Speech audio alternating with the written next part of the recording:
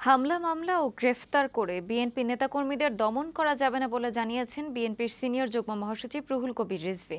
বিকেলে নয়াপল্টনে BNP chairperson Begum Khaleda Zia সহ নেতাকর্মীদের মুক্তির দাবিতে বিক্ষোভ মিছিল শেষে তিনি এই কথা বলেন।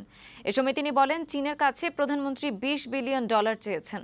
দেশটিতে সফরে যেতে ভারত সরকারের অনুমতি নিতে হয়েছে বলেও দাবি করেন বিএনপির এই নেতা।